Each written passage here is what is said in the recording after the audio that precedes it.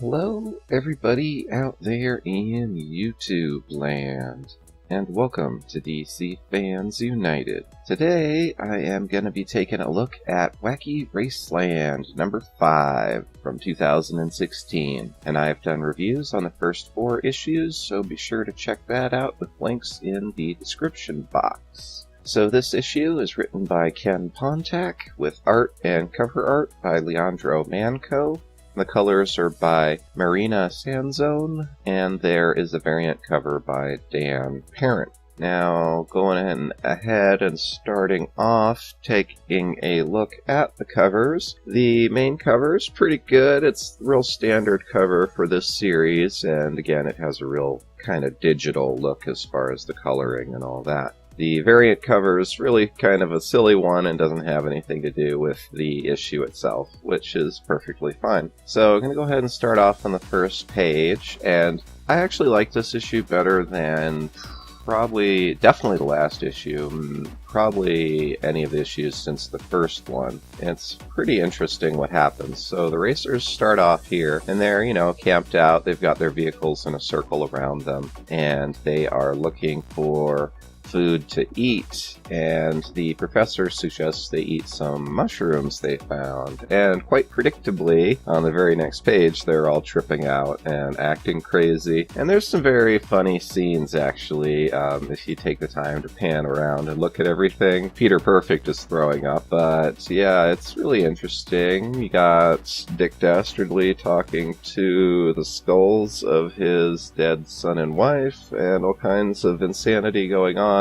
The funniest of which I thought was Penelope dancing with Muttley. So it's a pretty good page, and we go to the next page, and we start getting flashbacks, which I assume are, well, actually we find out are indeed, because of the mushrooms, the guys and girls that are tripping out have a way to access memories that have been blocked. So the one team of racers called the Anthill Mob, and it's a whole bunch of little dudes. In this one it's the same, but it turns out they're all a clone of one of them, and they're all connected. They're able to feel, like if one of them feels pain, they all feel it. So it's a flashback to that, and then it goes back to the present time, and they're still being crazy. And I thought this part was really funny too. The one guy's walking around and he says, "I'm Batman, I'm Batman." So, they can do that since it's a DC comic, but still, I thought that was pretty awesome. And then Muttley has his flashback, and it shows him he's fighting other animals that have been modified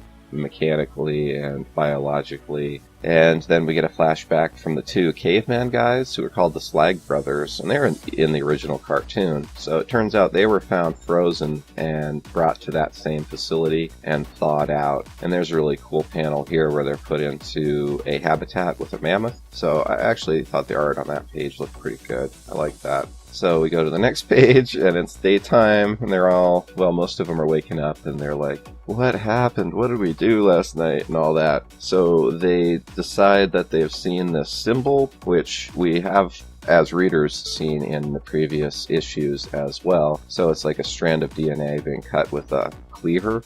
So it would imply gene modification, and they decide that they're going to go and try and find some answers and go to the cloning facility. So they find out Muttley knows the way to get there because he has all these tracking skills in addition to the mechanical abilities he has. So they're all going to go. The announcer tells them not to, predictably, and they decide to go anyway. On their way, they get attacked by a giant centipede, and it's pretty epic. I like this panel here with all the race cars. I actually think the art on this is pretty solid throughout. It's really kind of crazy and jumbled sometimes, but when you can get a good shot, and like of this panel and see all the race cars, I think it's pretty neat. So they have a bit of a battle with the centipede. It takes a couple pages. This page is real exciting. They're all shooting at it and going around it, and they manage to get past. And then they start heading into what looks like a sandstorm, but it's actually a cloud of the nanites, who, as we saw in previous issues,